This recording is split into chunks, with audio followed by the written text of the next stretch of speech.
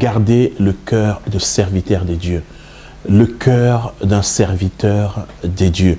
Et dans la leçon précédente, nous avons lu l'évangile de Matthieu, le chapitre 20 et le verset 28. Nous avons parlé que Jésus n'était pas venu, Jésus le Fils de l'homme, n'était pas venu pour qu'on lui serve, mais était venu pour servir. C'est-à-dire que son objectif était de servir l'homme. Son objectif était de faire un pas en avant vers l'homme.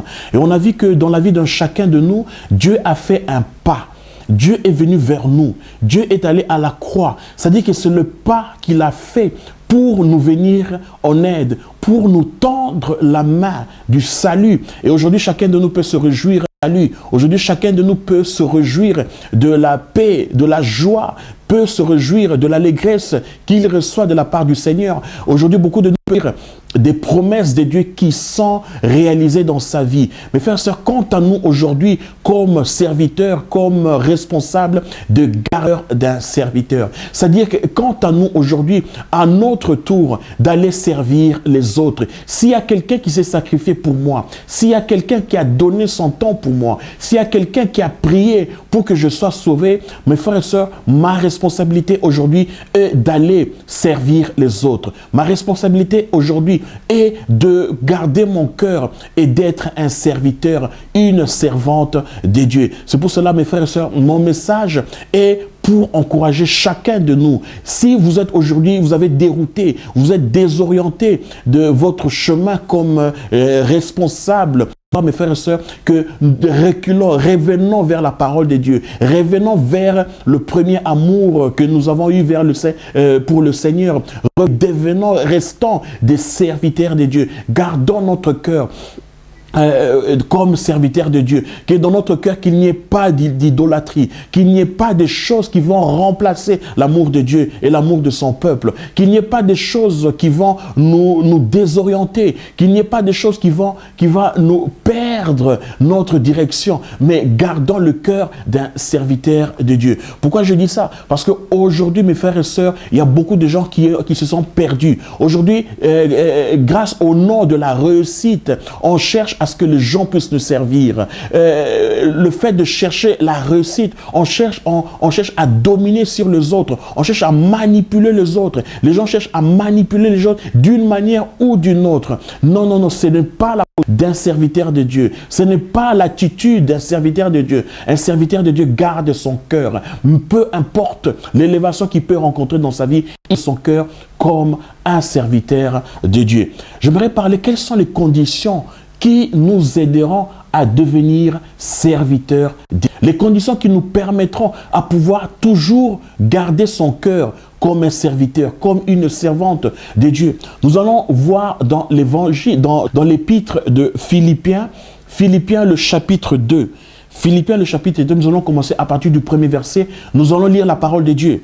La Bible dit ici, « Si donc il y a quelque consolation en Christ, s'il y a quelque soulagement dans la charité, s'il y a quelque union d'esprit, s'il y a quelque compassion et quelque miséricorde, rendez ma joie parfaite, ayant un même sentiment, un même amour, une même âme, une même pensée. » La Bible nous enseigne aujourd'hui d'avoir une même pensée, d'avoir quelques miséricordes. Et la Bible dit, rendez ma joie parfaite, ayant un même sentiment. Mes frères et sœurs, nous devons avoir les sentiments dont avait Jésus-Christ pour pouvoir servir les autres. La première condition, c'est-à-dire d'avoir l'amour, d'avoir la compassion, d'avoir l'amour pour Dieu et pour son peuple. On ne peut pas servir les gens sans pour autant aimer ces gens. On ne peut pas servir un peuple tout en haïssant ce peuple. On ne peut pas servir un peuple tout en cherchant à bénéficier toujours de ce peuple. Lorsqu'on cherche premièrement à bénéficier, à abuser des gens, mes frères et sœurs, les gens vont le remarquer tôt ou tard. Les gens le reverront tôt ou tard. C'est pour cela, mes frères, nous devons travailler avec, demander à ce que Dieu puisse purifier notre cœur et que dans mon cœur, qu'il y ait de l'amour pour le peuple de Dieu, qu'il y ait de l'amour, l'amour qui me permettra de sacrifier mon temps, de sacrifier tout mon effort, mes efforts pour pouvoir servir le peuple de Dieu. Sans amour, on ne peut rien faire. La condition sine qua non d'un service à l'homme, la condition importante d'un service, c'est d'avoir l'amour dans son cœur, l'amour pour Dieu et l'amour pour son peuple. Mes frères et sœurs, et comment est-ce que nous pouvons manifester l'amour de Dieu dans notre vie? C'est en servant son peuple, c'est en prenant soin de ceux qui sont faibles, c'est en élevant les gens qui sont aujourd'hui dans le besoin, c'est de manifester l'amour de Dieu dans la vie des gens, c'est de garder ce cœur d'amour, ce sentiment d'amour, c'est garder la compassion dans le cœur, c'est garder l'unité avec le Seigneur, c'est de garder ce cœur rempli de compassion. Et de cette manière, mes frères et sœurs, nous aurons la capacité de pouvoir aller plus loin, de pouvoir servir les gens, peu importe l'endroit là où ils sont. Distance, il nous fera on pourra faire, on le fera parce qu'on a l'amour pour le peuple de Dieu. C'est pour cela, frères et sœurs, la condition pour pouvoir servir les gens, nous devons avoir l'amour. Quand il y a amour, tu peux faire tout. Quand il y a amour, on peut sacrifier notre temps. Quand il y a amour, on peut sacrifier tout ce que nous avons pour apporter le bien aux personnes que nous aimons. Mes frères et sœurs, aimons le Seigneur de tout notre cœur, de toute notre vie, de toutes nos pensées, de toutes nos capacités, de toutes nos forces. Et en aimant le Seigneur, on a la facilité de servir son peuple. Son peuple aujourd'hui a besoin de notre soutien. La Bible dit que les enfants de ce monde, les gens de ce monde attendent avec un ardent désir les révélations des fils et des filles de Dieu. Donc, mes frères et sœurs, le peuple aujourd'hui, les gens nous attendent. Les gens attendent les révélations que nous avons de la part du Seigneur. Les gens attendent les miracles que nous recevons, les miracles que nous pouvons apporter dans leur vie. Les gens attendent les signes que nous pouvons apporter dans leur vie. Les gens ont de cette bonne nouvelle que nous leur apportons. Parce qu'aujourd'hui, autour de nous, il y a des mauvaises nouvelles. Il y a beaucoup de mauvaises nouvelles. Partout, vous allumez la télé, il y a des mauvaises nouvelles. Vous allumez la radio, il y a des mauvaises nouvelles. Donc, partout, les gens sont entourés des mauvaises nouvelles. Et c'est nous, serviteurs et servantes de Dieu, qui avons cette bonne nouvelle du royaume de Dieu. Nous détenons cette vérité. Nous détenons la vérité de Dieu. C'est pour cela que nous ne devons pas nous taire. Nous devons apporter ce message au peuple de Dieu. Au peuple de Dieu qui a besoin d'être encouragé, d'être soutenu, d'être encadré et d'être instruit selon la parole de Dieu. Donc, nous avons parlé de la première condition qui est l'amour vers Dieu et l'amour pour son peuple. Nous allons voir quelle est la seconde condition, la seconde pour être un serviteur, pour servir les autres. La Bible dit dans le même chapitre de Philippiens, le chapitre 2, nous allons lire à partir du verset 3. La Bible dit, ne faites rien par esprit de parti ou par vaine gloire, mais que l'humilité vous fasse regarder les autres comme étant au-dessus de vous-même. Frères et sœurs, pour mieux servir les autres, pour servir les autres avec efficacité, nous devons les considérer comme étant au-dessus de nous-mêmes. C'est-à-dire, nous devons avoir l'humilité dans notre cœur. Nous devons considérer notre voisin, notre voisinage, comme étant au-dessus de nous-mêmes. De cette manière, nous avons la facilité de pouvoir les servir.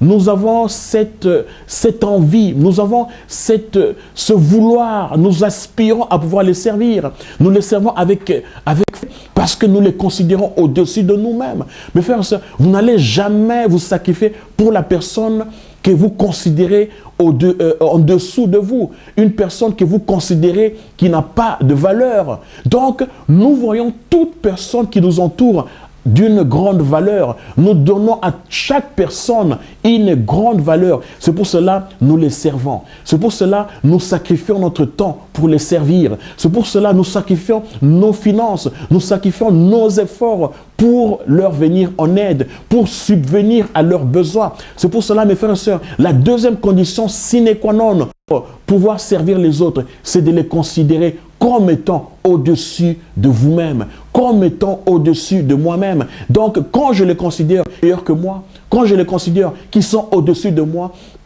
quand je les considère qui sont au-dessus de moi, j'ai la facilité d'aller les servir, la facilité de me déplacer pour aller les servir. J'ai la facilité de me sacrifier, de sacrifier mon temps pour aller les servir. Car en eux vit le roi des rois. Car en eux, Jésus est allé à la croix pour mourir. Car pour eux, Jésus a fait couler son sang, son précieux sang pour les sauver, pour les aider, pour leur donner le salut. Donc, frères et sœurs, ils sont meilleurs. Ce sont des précieuses personnes qui sont autour de nous. Ce sont les gens précieuses, les personnes précieuses que Dieu a mis autour de nous pour que nous puissions les servir. Donc, c'est la deuxième condition qui nous aidera à pouvoir les gens, à pouvoir leur apporter le bien, à pouvoir leur apporter le meilleur que nous pouvons donner aux gens. Considérons comme étant au-dessous de nous, mes frères et sœurs, nous ne pouvons pas leur apporter le meilleur. On ne pourra pas leur apporter le meilleur que Dieu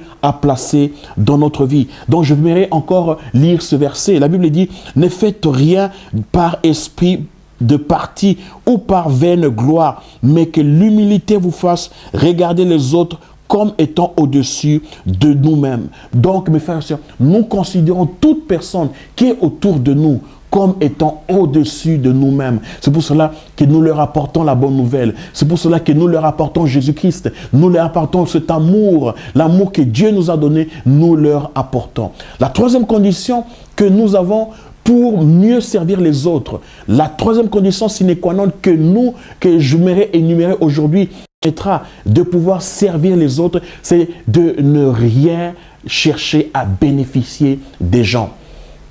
De ne pas chercher à bénéficier. Mes frères et sœurs, lorsque nous servons les gens, nous ne cherchons pas à bénéficier, disons, des finances. Nous ne cherchons pas à bénéficier des matériels. Nous les servons parce qu'ils sont dans le besoin. Nous les servons parce que nous ne cherchons pas notre intérêt. Mes frères et sœurs, lorsque nous servons les gens, et si dans nos motivations, nous cherchons notre intérêt personnel, nous n'allons jamais servir les gens.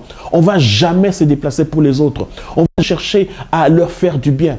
On ne va jamais. C'est pour ça que le serviteur de Dieu, la servante de Dieu, premièrement, devrait chercher l'intérêt des autres.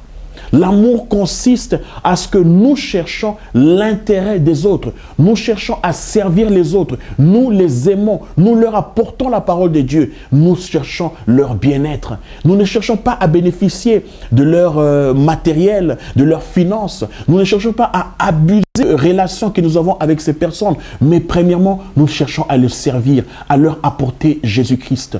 Si dans notre cœur, nous allons chercher premièrement nos intérêts, mes frères et sœurs, nous n'allons pas aller plus loin. Pourquoi? Parce que dans chaque homme qui va se présenter, qui va venir vers nous, nous allons voir, au lieu de voir le besoin qu'il a, au lieu de voir comment est-ce que je peux apporter à mon frère, à ma soeur une aide, subvenir à leurs besoins, nous allons voir combien ils doivent me payer, combien je dois bénéficier, combien je dois recevoir. Et de cette manière, mes frères et sœurs, ce n'est pas de cette manière que Jésus est venu. Jésus est venu pour servir. Jésus est venu non pas pour être servi, pour bénéficier de nos biens. Non, il est venu pour donner. Il est venu pour apporter le royaume de Dieu. Il est venu pour apporter le bien-être à chacun de nous. C'est pour cela, mes frères et sœurs, enlevons de notre cœur toute forme d'intérêt personnel. Enlevons. C'est pour cela qu'aujourd'hui nous voyons des ministères qui ne peuvent pas aller plus loin. Pourquoi? Parce que les responsables abusent des relations qu'il a avec le peuple de Dieu, cherchent à bénéficier, cherchent à gagner sa vie, cherchent à créer une carrière dans sa vie au lieu de servir le peuple de Dieu. Le peuple de Dieu aujourd'hui a besoin de notre service, a besoin de notre soutien, a besoin de nos prières, a besoin de notre sincérité, de notre honnêteté, d'une vie sincère pour que nous puissions leur apporter Jésus-Christ. De cette manière, mes frères et sœurs, les gens verront Jésus-Christ dans notre vie. Nous allons énumérer 3 conditions. La première condition, c'est l'amour. L'amour que nous avons pour Dieu et pour son peuple. La deuxième condition, pour devenir un bon serviteur de Dieu, mes frères et sœurs, de considérer les autres comme étant au-dessus de nous. Considérer les autres comme étant meilleurs que nous, comme étant hauts. Et de cette manière, nous aurons la facilité de pouvoir les servir. Et troisièmement, nous avons dit, ne pas chercher son bénéfice, ne pas chercher son intérêt personnel. Mais frères, notre récompense viendra de la part du Seigneur. Notre récompense, ce n'est pas de la part des gens, ce n'est pas de la part des frères et des sœurs que nous servons. Notre récompense vient de la part du Seigneur. Pourquoi je le dis? Parce que si nous allons chercher les intérêts ou bien la récompense de la part des gens, et lorsque ces gens ne parviennent pas à nous satisfaire, à satisfaire nos besoins, nous serons découragés et nous ne pourrons plus continuer à les servir. Donc, faisons attention, servons le Dieu, servons les gens de tout notre cœur, apportons-leur la parole et l'influence du royaume de Dieu. Et notre Seigneur sanctifié. Merci frères et sœurs de votre attention. Merci du fait que vous prêtez attention à nos enseignements. Continuez à nous suivre. Que le Seigneur vous bénisse.